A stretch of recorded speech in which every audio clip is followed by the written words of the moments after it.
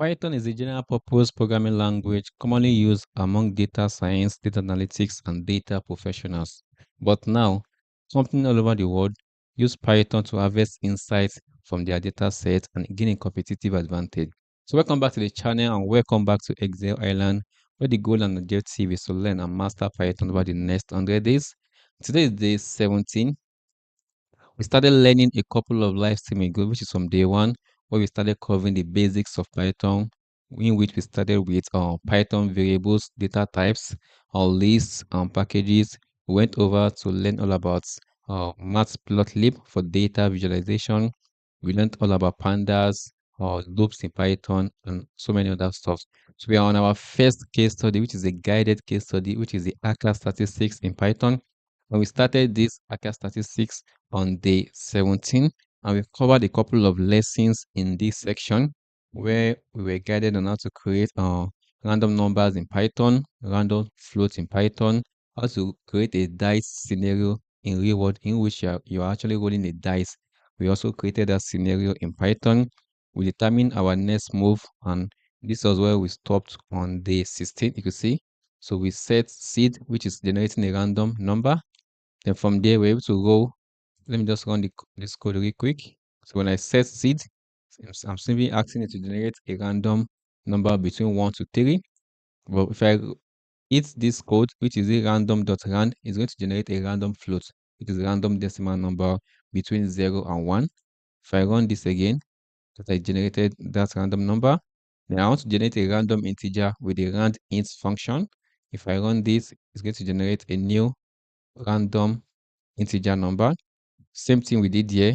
So we want to generate a random dice, just like a dice is between 1 and 6. So if I generate a random number between 1 and 7, 1 is inclusive, 7 is exclusive. If I run this code again, as you can see, it generates a random number between 1 and 6. And finally, we use if, elif, and else, which is loop in Python, to create a dice scenario in Python. If I run this code right now, it's going to generate a new random number for you. So this is all we did on day 16. You can catch all of this on that day 16 to understand what is actually happening in this case study. So I'll also link all the exercise files, Python files, CSV files, all the data sets we'll be using for the entire day of the live stream, which is 100 days challenge, under the YouTube description. So you can download those files and practice and sharpen your Python skills with me. So without further ado, let's jump back to our Python challenge case study. We're actually calculating your chances of winning a bet using random number generators, loops, and matplotlib in Python. So we just want to cover all what we've covered so far in this intermediate course and the first introduction course.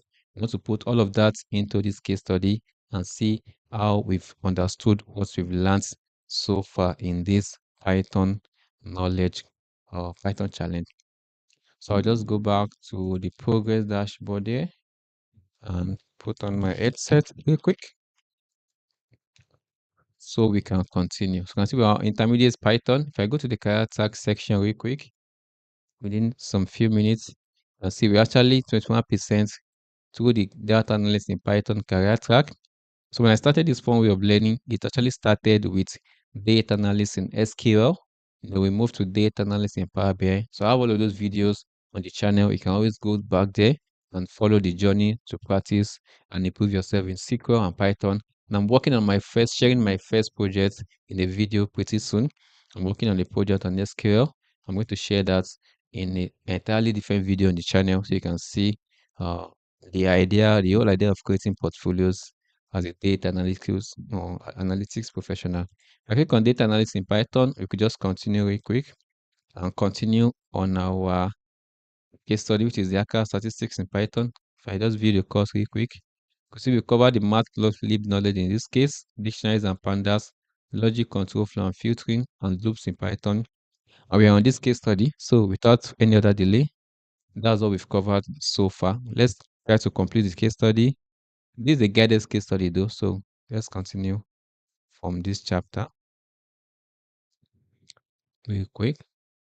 I'll just go ahead to the beginning here, which is this video here.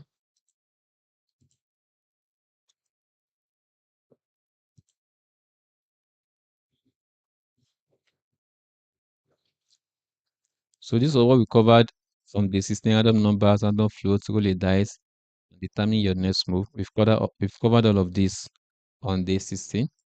I'll just continue from here on day 17. So let's listen to the instruction again. You are doing so well.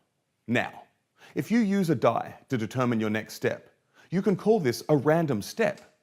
What if you use a die 100 times to determine your next step? You would have a succession of random steps. In other words, a random walk. This is a well-known concept in science. For example, the path traced by a molecule as it travels in a liquid or a gas can be modeled as a random walk.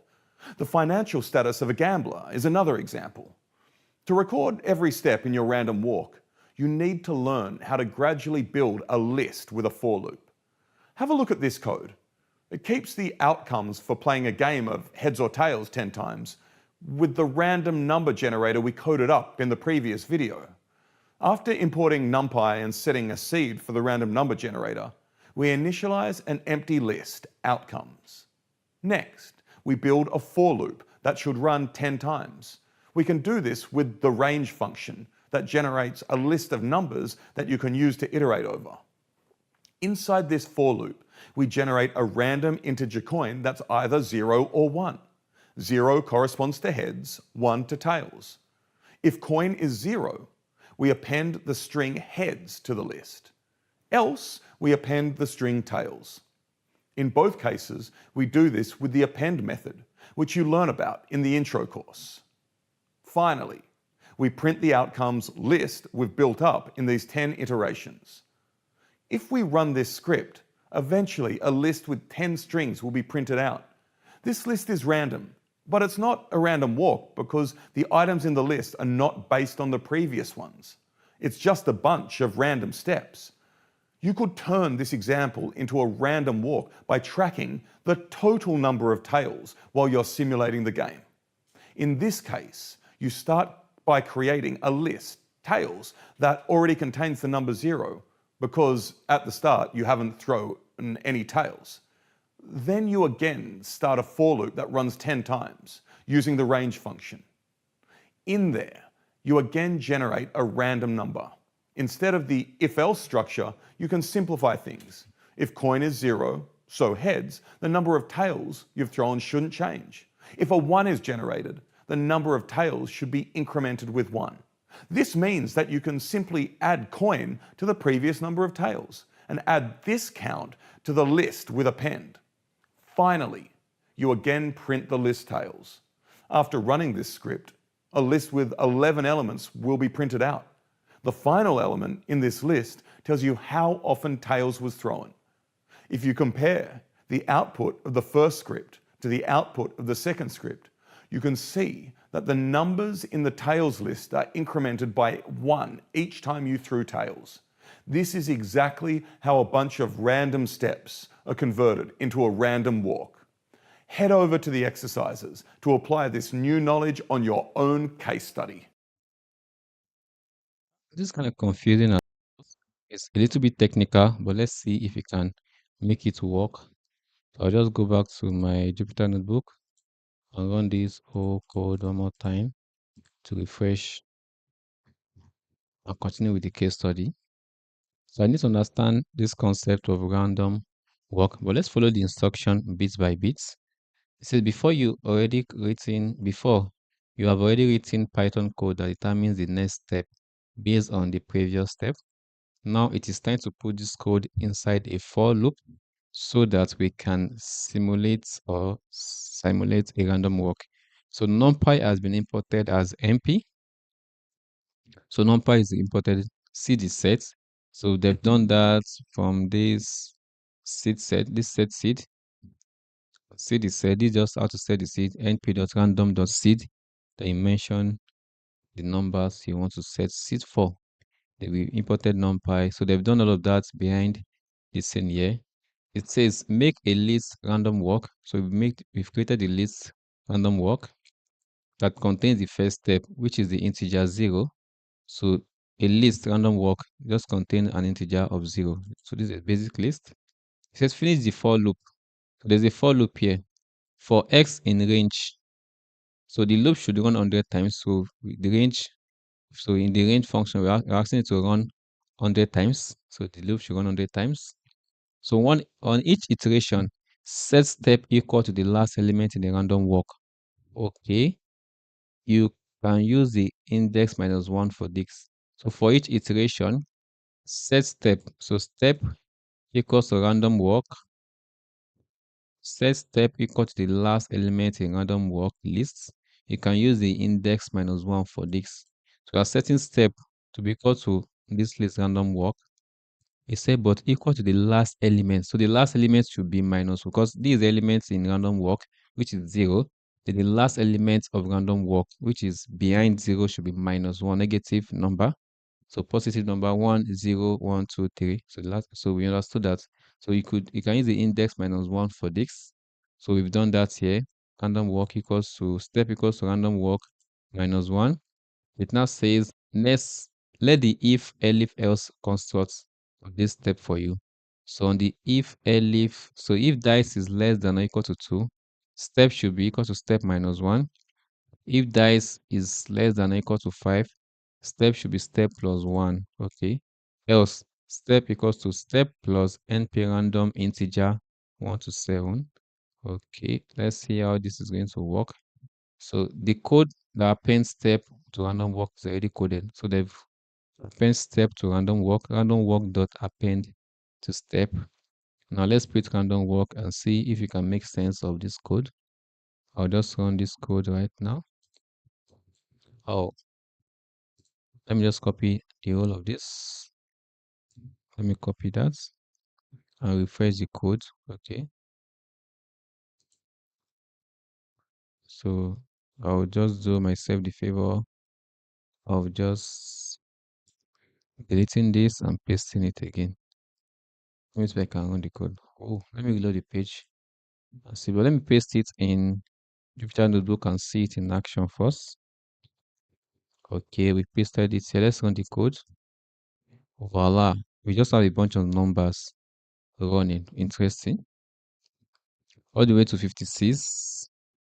So that means so random walk.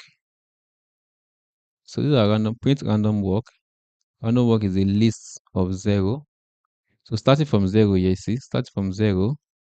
So if the number here, step, so this is step, append step to random walk. Ooh. I'm trying to make sense of this number generated here. Let's see if you understand that later. We can see 0 minus 1, 0, 1, 2.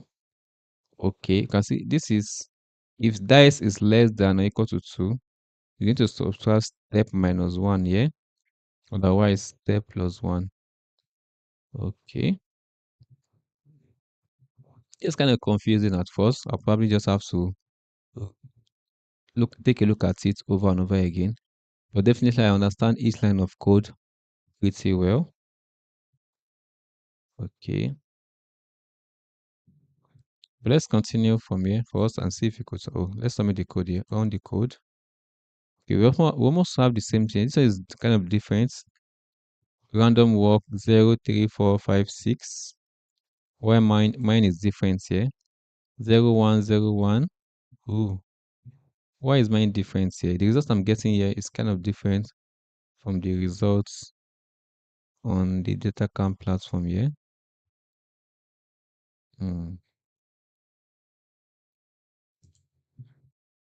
This case study is kind of funny. Or what I could do, let me just copy this out and run this line of code. Okay, the code is just going to run. So it is the random walk that is going to print. So it is running. And see, this time around it got to 73, but previously it was just up to 56. Since we are generating, the code is running 100 times. But this is pretty hard to understand right now. I'll just continue from here and see if you can understand it as we move along. Okay, let's submit the code. Good job. There's still something wrong. The level at index 15 is negative. Index 15. Let's see.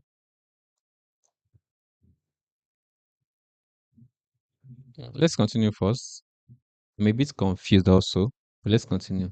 So how long can you go? Things are shaping up nicely. You already have code that calculates your location in the Empire State Building at after 100 dice throws. However, there's something we haven't thought about. You can't go below zero. So a typical way to solve problem like this is by using max function. If you pass max two arguments, the biggest one gets returned. For example, to make sure that a variable x never goes below 10, when you decrease it, you can use x equals to max 10, comma, x minus 1. Okay. Use max in a similar way to make sure that step doesn't go below 0 if dice is less than or equal to 2. Okay, where do we use max? Replace below. Use max to make sure step can't go below 0. Okay. We are just to edit the code here. Where do we do that? Mm. Use max in a similar way to make sure that if step here, make sure step doesn't go below 0 if dice. So if dice is less than or equal to 2, step should not be max. So I just swap it in max. Let's see. Max should be step. That could be maybe probably step,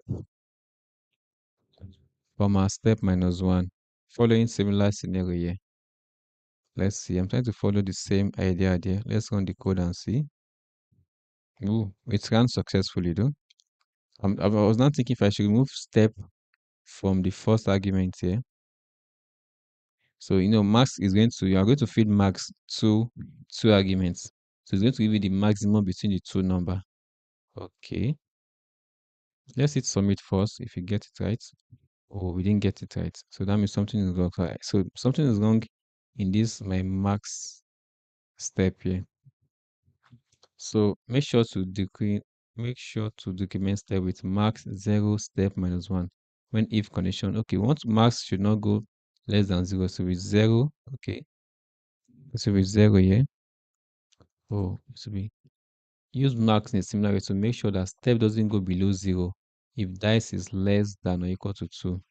Okay, maximum between 0 and step 1. Okay, let's run the code again. Okay, now let's hit submit. Oh, cool. If you look up closely at the output, you see that we're not going below 0 anymore. Great. Oh, okay. Let me run this line of code in my Jupyter notebook and see if I can make sense of it. Now I'm going to copy this out of here.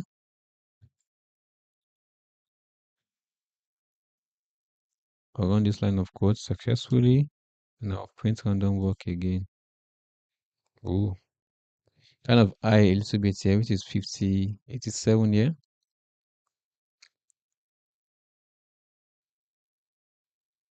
Below 0. Okay. I could just use an AI to explain what this code is doing for me. That's another way to have a good understanding of what is happening here. If I'm getting confused of what this code is doing, I could paste it into an AI, and the AI explains what each line of code is doing. I think I'll probably do that after the live stream. But let's continue and see if we can understand what is happening at the end of the challenge. So visualize the work. So let's visualize this random walk. Remember how you could use matplotlib to build a line plot, okay? Import matplotlib as pyplot as plt.pyplot as plt, plt.plot xy, plt.show. So the first list you pass is mapped on the x-axis, and the second list is mapped on the y-axis.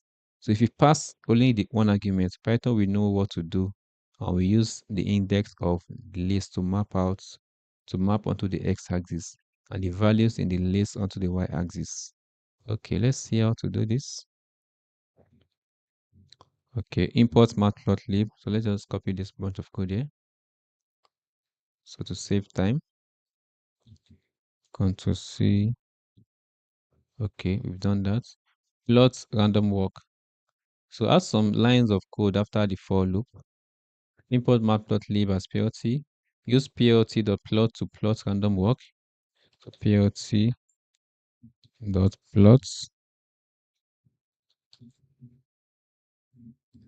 So we're going to plot random walk. Okay. So random walk. So random walk is our x-axis. So will be our y-axis. Let's see. So it says here.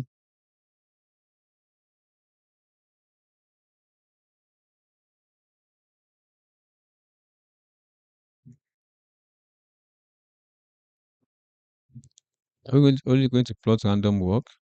Okay. So let's do plt.show and see it in action. Then we can make correction to our mistake. In case we get an error. Okay, let's see. Oh, we didn't get an error. So you can see the random walk just moving blah blah blah, blah along the line. Interesting.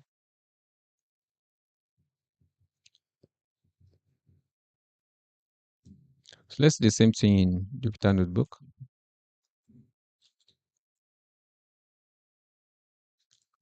Let's see if we can get the same results. Well, we just run this bunch of code. Voila, we got the same results. So we're getting probably 1 to 70 here. Probably this other one here. But if I should plot, okay, let me do it this way. Okay. Hold up a minute. Let me just copy this bunch of code here.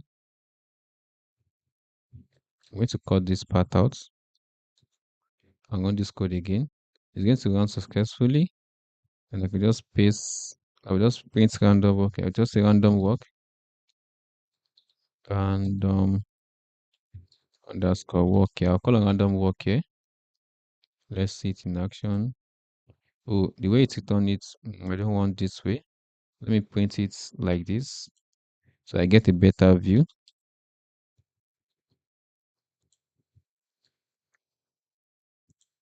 Let's have it as a list like this. It's better like this. This is now getting up to 68. When I paste this, my bunch of code here, and print this actual, probably is going to be printing this actual number here. Let's see. You can see 68 is 70 here. So 68 dropped here. Probably is printing this line of code here. If I run this code one more time, and let's change it. It's going to iterate. Oh, okay. Okay. This time it's getting up to 64. 64. So expect this line chart here to just be up to 64. You can see 64. Oh, so it is actually printing this random walk here in a line plot. But the only challenge is for us to understand what is actually happening here.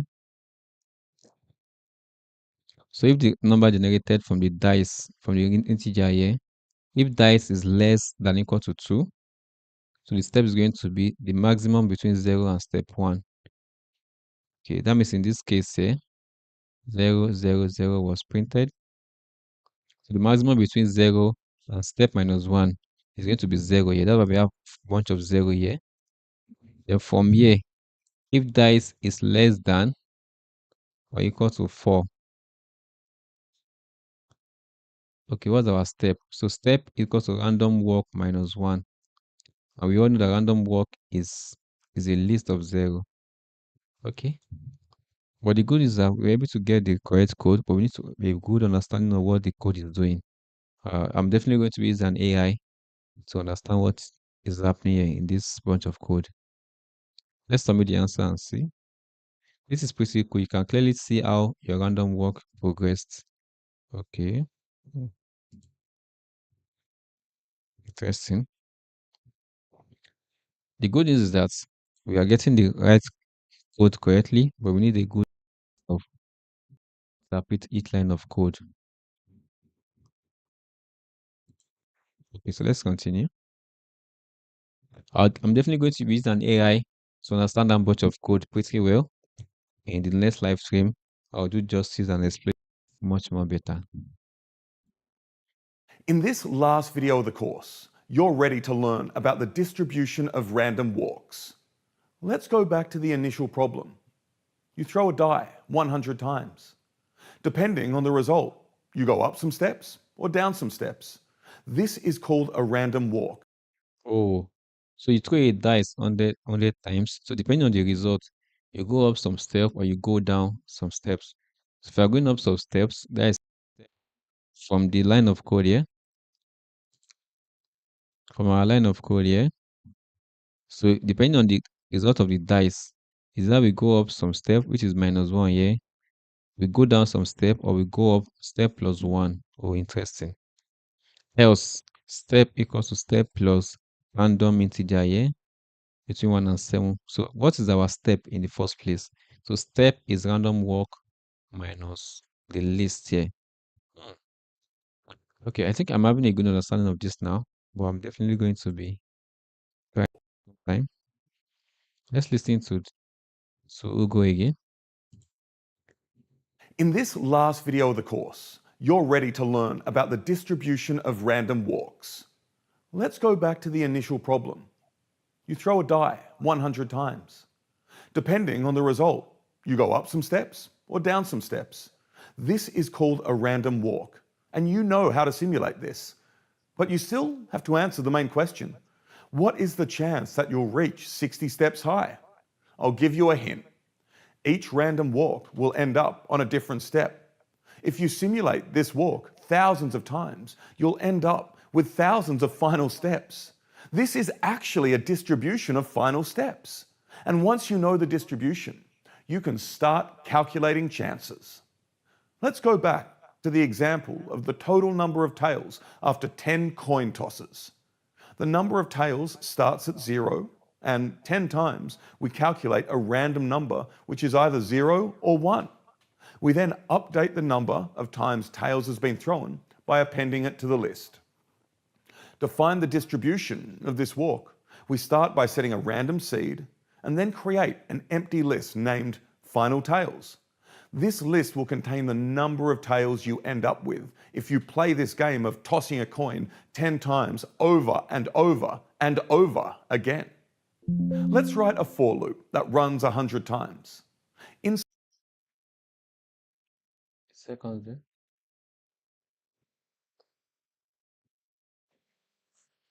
Okay.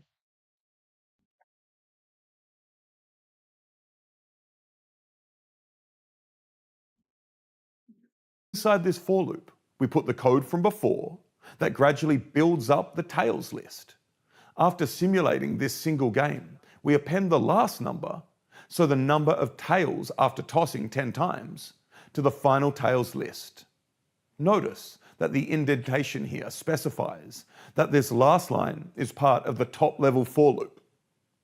If you put a last line in here to print final tails outside of the for loops and run the script, you see that final tails contains numbers between 0 and 10. Each number is the number of tails that were thrown in a game of 10 tosses. Oh, so each number, so the even though it's so range means it is running 100 times, but okay, hold on a minute. Let's do that part one more time. Write a for loop that runs 100 times. Inside this for loop, we put the code from before that gradually builds up the tails list. After simulating this single game, we append the last number, so the number of tails after tossing 10 times, to the final tails list. Notice that the indentation here specifies that this last line is part of the top level for loop.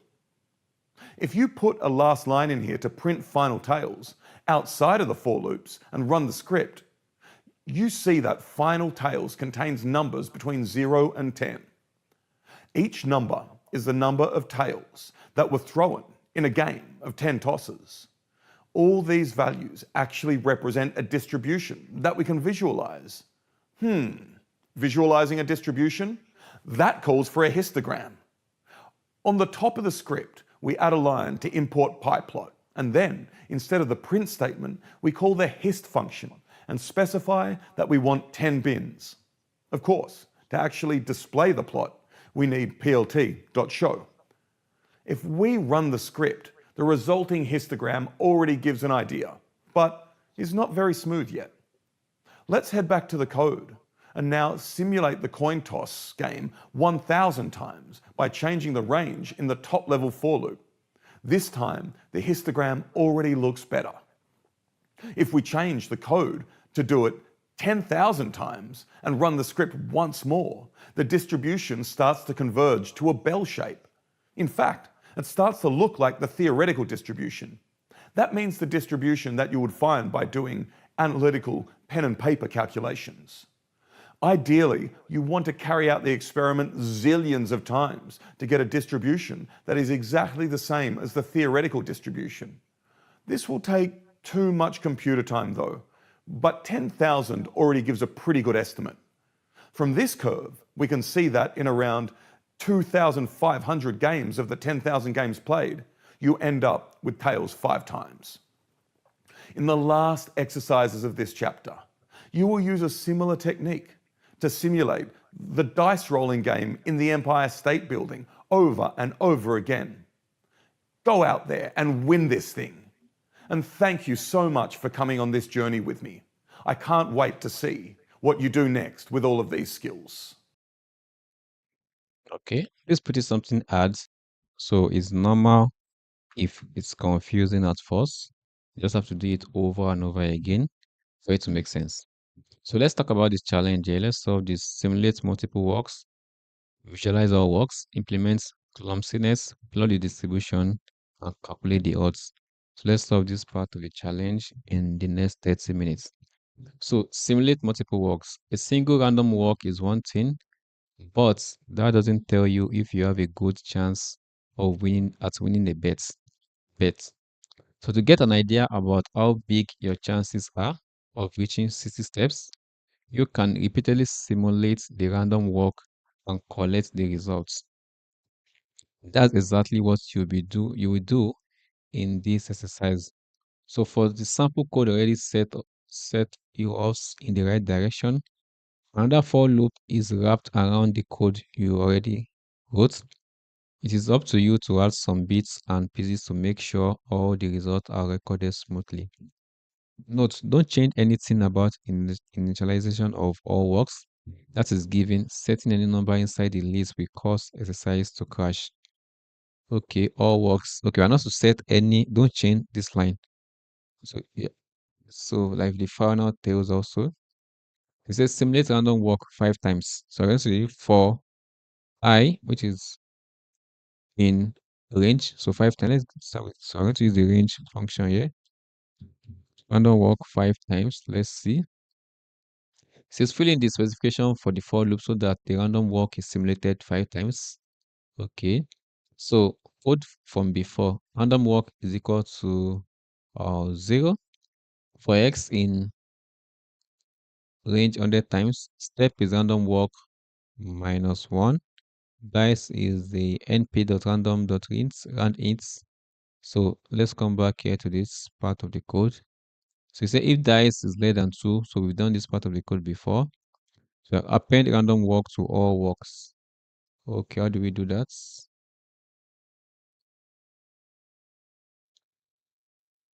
that will be append random walk to all walks.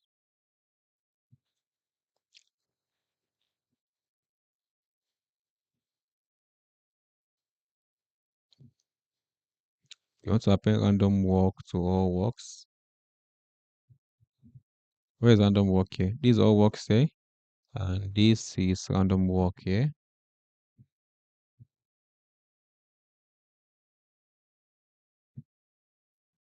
So that should be all walks. Let's see how we can get that to work. All works dot append. Then we're gonna open a bracket. Okay.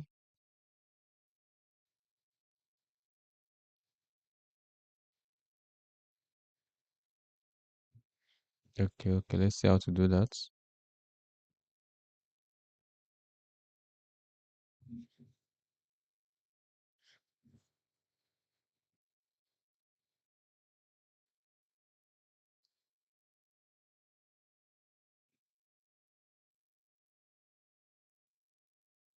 Be random walk.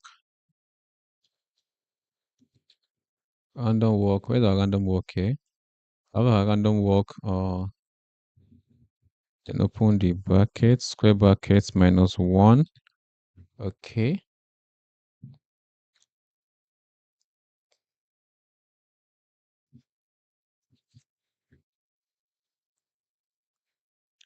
Now let's print all works. Print all works. Let's see. Finally, after the top level for loop, print all works. Okay, let's run the code. Voila. Okay, we have 60, 73, 83, 68, and 73. Okay, now let me see it in action here. Let me see it in my Jupyter notebook. If you nailed it.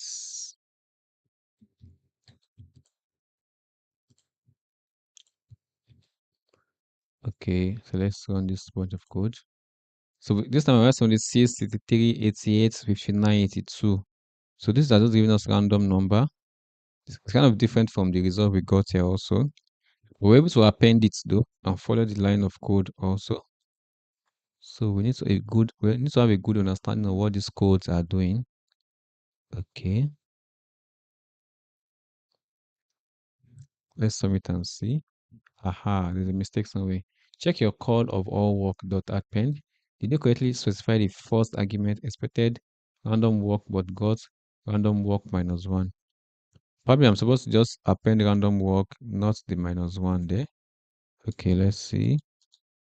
Let's run it again. Aha. Let's submit now. Oh, great. As we nailed it then. Okay. So this appending this time around, I'm supposed to append all walks to random walk directly.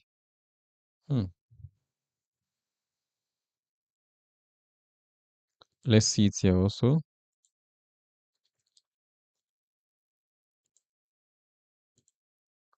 So we got a whole lot of numbers because we are running the for loop 100 times. So if you count all this, it's supposed to be up to 100. This is up to 91. Ooh.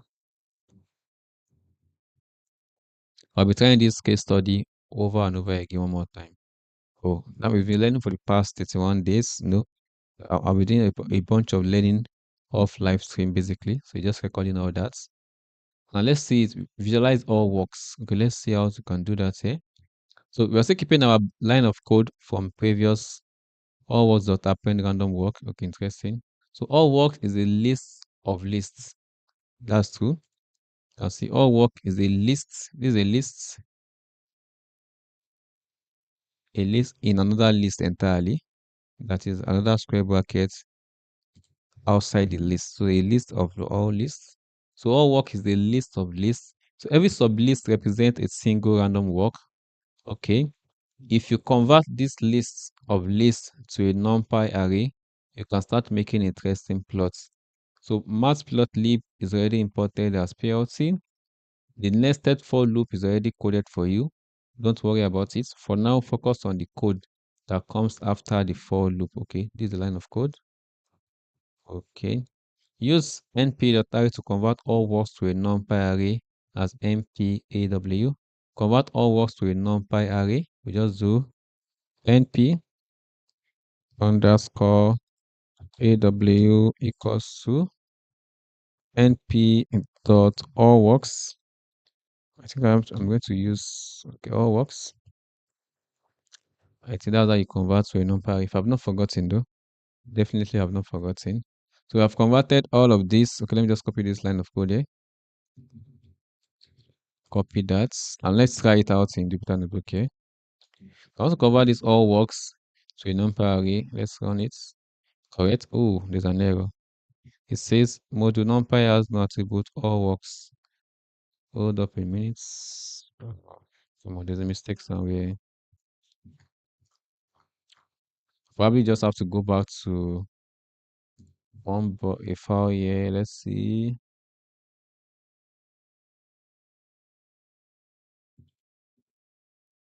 Let's see that. How to convert it to an array. Let's come down here.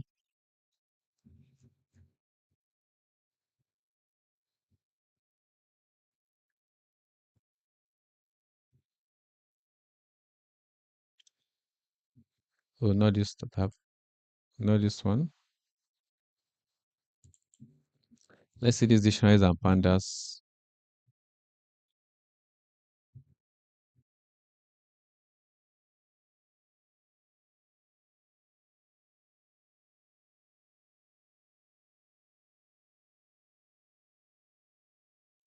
Oh, not here.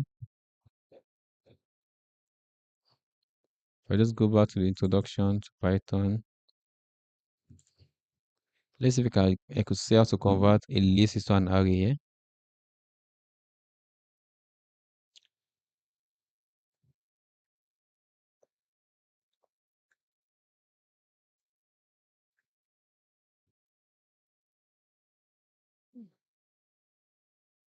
np.array. Oh, I think I didn't mention np dot. Okay, np.array. So I need to mention the keyword. So I did it the other way around. np.array. Open brackets and close the brackets. Okay. So that's how to do that. Let's say np underscore aw now. Aha. You see, we nailed it now. So we just converted these long rows of numbers into an array. So that means I need to correct this my line of code here. So that's the essence of documenting the knowledge over and over again, because you are definitely going to forget some stuff. You can always go back to it and try it out. So this also converts to an array, np.array. Then you provide a list there. You can see same long list there. That is a list. We actually converted it to an array. So let's continue and try to solve this part of the code. Okay, now try to use PLT on NP. It will also include plot.show. Does this work out of the box? Okay, let's say PLT dot plot. Okay, let me see that real quick here.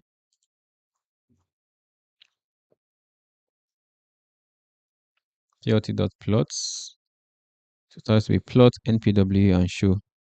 PLT dot plots open bracket np aw. It says try to use plt.plot on mpw. Also include plt.show. Does this work out of the box? Also include plt.show.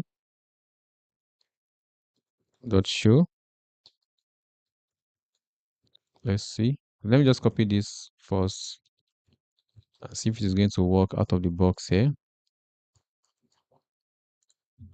We are going to get an error. It worked out of the box though. So we have pretty too many line of code here. This is way and not making sense. This is not good for, I think this is not good for a line plot. This is good for an histogram. Let's run the code.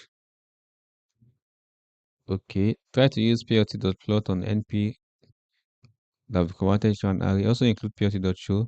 Does this work out of the box? Transpose np by calling np.transpose on np-aw. Call the results np-aw transpose. Okay, transpose. So let's transpose it now. Call it np-aw underscore transpose. We're going to use this line of code to transpose it. So np does transpose, np does transpose on the array we have converted, the list we converted into an array. Now plot np. So we want to plot this time, this time around now. Copy this line of code. Plot np underscore transpose. Okay, let's see now. So this is going to clear it, but I probably don't want to clear it though. Let me copy this line of code and try it out in my own Jupyter notebook here. Control X. Let's run the code. Ooh. Transpose. Okay, I didn't spell it very well. Is it not transpose? Transpose. I didn't spell my transpose very well. I'm missing an S there. Correct now. Let's now see. Voila. So you can see that we transpose the whole record and we actually visualize it pretty well now. Interesting. So we just visualize this array. You can see this array one.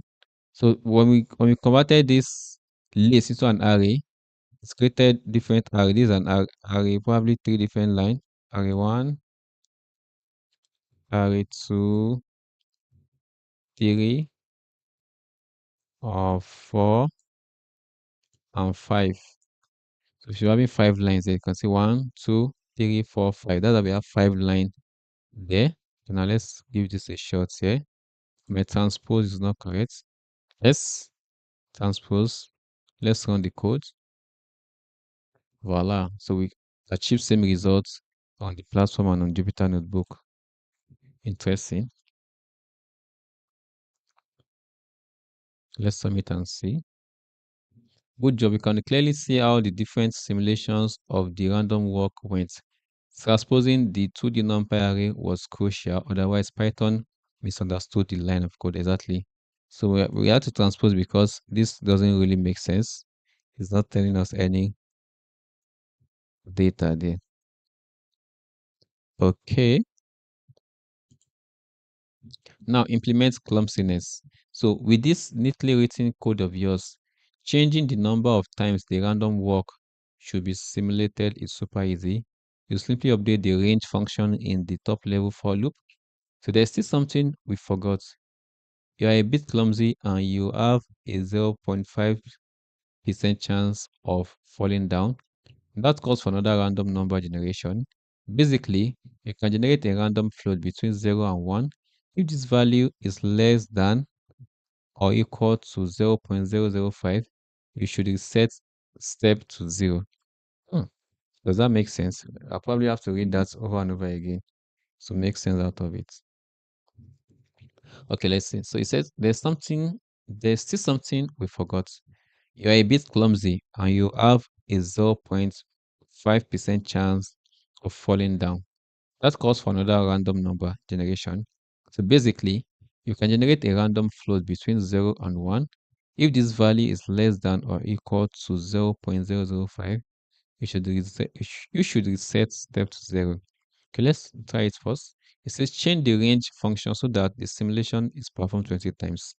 So let's change this to 20 times. 20, 20. Finish the if condition so that the step is set to 0 if a random float is less than or equal to 0.5. Okay, it says finish the if condition. Mhm.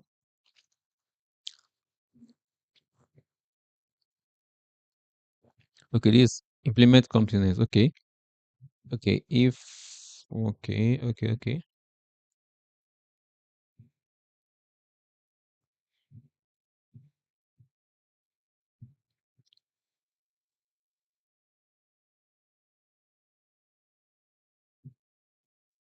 Okay, so how do we do this here?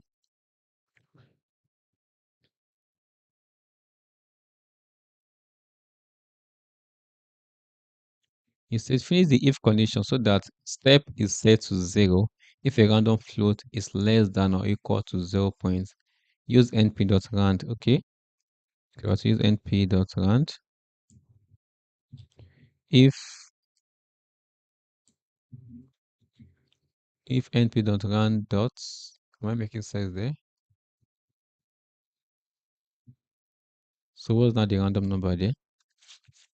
So finish the if condition so that step is set to 0 if a random float is less than or equal to 0.05.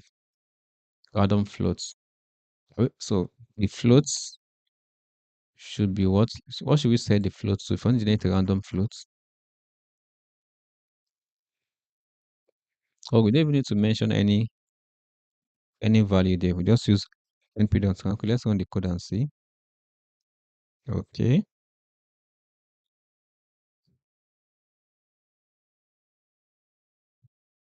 Something is wrong. Check your call of range. Did you correctly specify the first argument? Expected 20 but got 5. Oh, this is my range. Oh, this is my first call of range. So I made a mistake somewhere.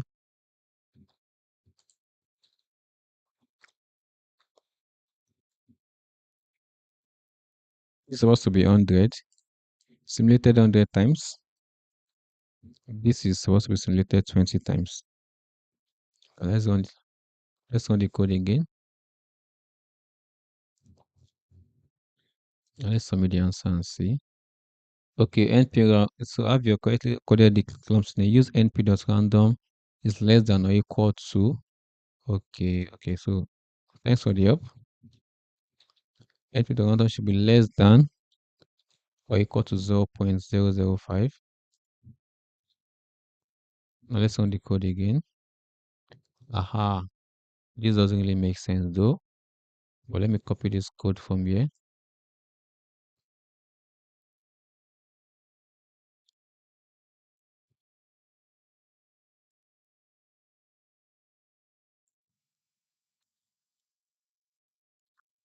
This is not an easy guided project though. Now let's run this code and see. Aha, we got same results here though.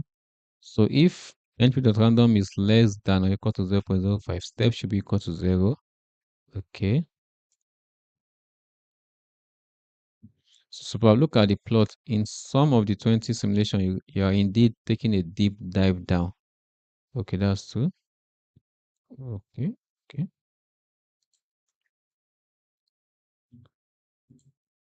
Okay. Now plot the distribution. So all this fancy visualization have put us in a sidetrack. We still have to solve the $1 million problem. What are the odds that you reach 60 steps higher on the Empire State Building? So basically, you want to know about the endpoint of all the random walks you've simulated. So these endpoints have a certain distribution that you can visualize with a histogram. Note that if your code is taking too long to obtain a histogram of the wrong data. So to make sure we've got enough simulation, go crazy, simulate the random walk 500 times. Oh boy, okay, let's see it. It is 500 times. For high range is 500 times. Okay, so from the NPAW transpose, select the last row. How do we do that? Create and plot NP the transpose. So select the last row from NP ends. How do we do that? So this contains the endpoint of all 500 random walks you've simulated. Store this numpy array as ends. Okay, this is going to be ends. Ends. How do we now select the last row? Definitely we'll be using the max function, I guess. Okay. Yes, I think we'll use the max function here. Max. So it's going to be max. Why do we select the last row from here?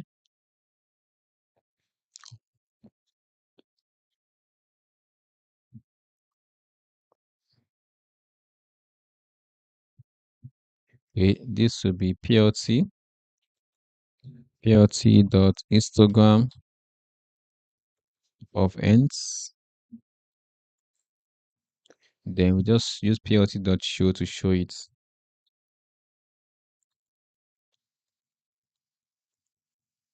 Dot show, but I need to learn how to select the last row for np ends here.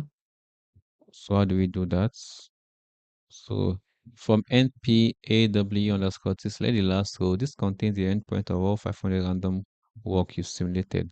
Store this numpy array as ends. How do you select the last row? Are we sure we're not even using a function called max here? Because this is a square brackets. What should you use to select the last row there?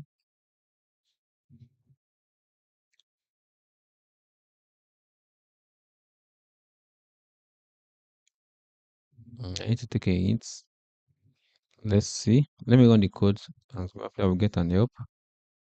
Okay, and so I need an error there. Let's see.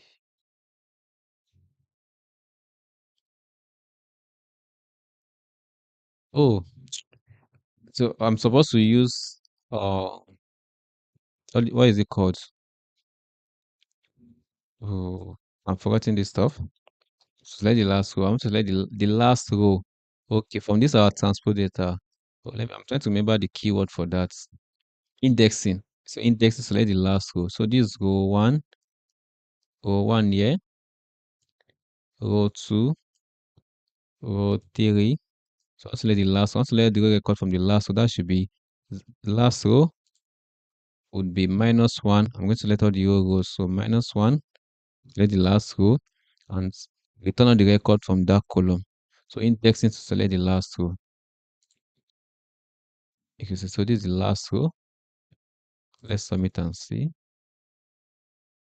Oh, and use NP -1. Yeah, sorry. Selecting the last row. So I'm going to use this. So I'm going to select all the record from the last row. So these are all about indexing that we did on for loop. We're doing for loop. All right. So let me do that. So let me just select the last row so I can see it in action here. So I could just go back here and call on this npw one more time here. Npw right here. So if I run the code npw, you can see. If I want to select the last row, this is not really well arranged though. But let me now do something like this. Let me say ends equals to. So you can understand this line of code here. So if I call on ends now, it should return the last. You can see array for the last, which is this 97. You can see this 79 here. Let's see. Where do you have 97 here? The last row. So just picking a row from this data here. Let me see that. So the last row is from here. This 79 here.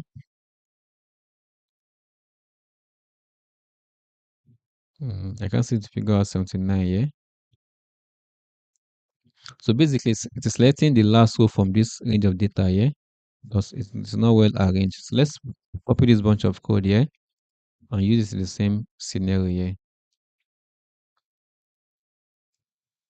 and see it in action. Oh, we're almost 1 hour into the live stream. Let's run this code. Voila. So we should get same result like we did on the platform here. Yeah, exactly same results.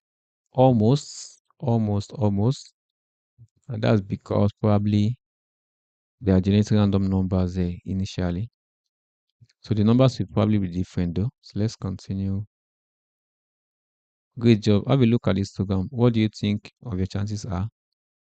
Probably my chances are high. So calculate the odds. So the histogram of the previous exercise was created from a numpy array ends that contain 500 integers. Okay, 500 integers. So mine is kind of different from what was shown there. Each integer represents the endpoint of a random walk. To calculate the chances that this endpoint is greater than or equal to 60, you can count the number of integers in ends that are greater than or equal to 60 and divide that number by 500. The total number of simulations that are greater than 60. How many are greater than 60? Well, 1 here, 2, 3, just 3. Just 3 in this scenario. Well then, what's the estimated chance that you reach at least 60 steps higher if you play the Empire State Building game? The ends array is everything you need. It's available on your Python section, so you can calculate it. Okay. So what are our chances now? So we have to calculate the chance that this endpoint is greater than or equal to 60. You can count the number of integers in ends that are greater than or equal to 60. Number of integers in ends, let's see, that are greater than, is it greater than or equal? Oh, greater than or equal. So this is equal to 60. 1, 2, 3, 4. So if you divide 4 by 500, what are our chances of winning the bets?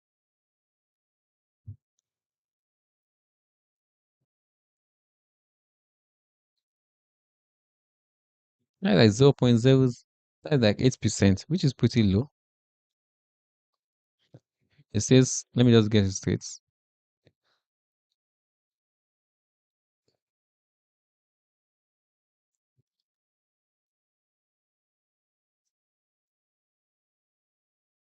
So you can see we have at least 60 here. This is almost like 120 here. That means if you are calculating the numbers, that is 60 plus this is like 110 over there plus 110, 60 plus 110 plus almost 150 plus the next one is, I think this is 80 plus 80 divided by 500. We're still going to get like 8% chances of winning the bets if that calculation is correct though. But let's give this a shot. How it incorrect look? Okay. Correct. Seems like you have a pretty high chance of winning the bets. Cool. So this case study is kind of tricky and a little bit complex. I'm definitely going back to the line of code one more time. Each line of code in this scenario, probably using AI to also understand what each line of code is doing after this live stream. So I encourage you to do the same also, as this is a highly technical. Uh, Python is highly technical, though.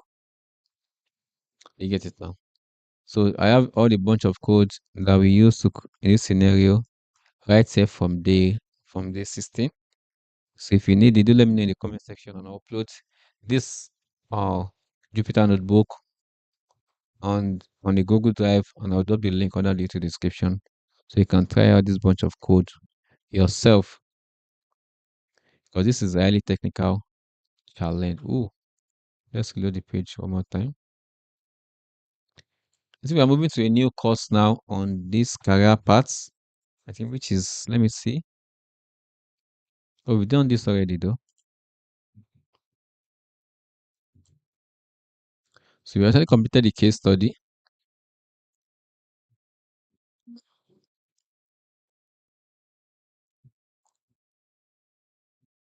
The network is just acting up there.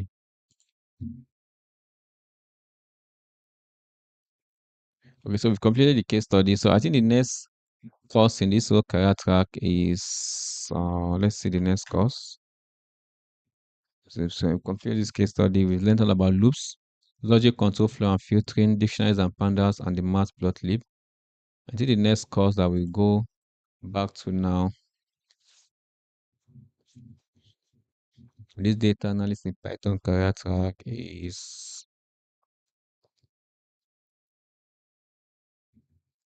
investigating Netflix movies. Oh, I have a project that we'll be doing next, investigating Netflix movies in Python.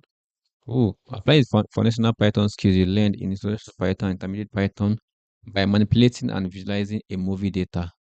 Oh, who is interested in this next projects? Investigating Netflix movies. Interesting. Before we move to data manipulation with pandas, we'll probably definitely be seeing you in that career track.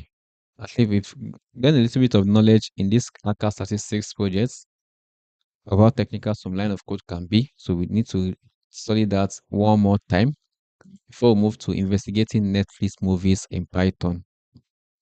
Oh, okay. All right, so that will be the end of the live stream for today. So do well to join me in the next bonus project, which is investigating Netflix movies in Python. So I'll be leaving the files to that also under the YouTube description, so you can also practice and investigate Netflix movie with me in Python. And I'll see you on day 17, so day 18 live stream, as we start a project in Python using all what we've learned in Introduction to Python and Intermediate Python to manipulate and visualize a movie data set in Python. Bye bye. I will see you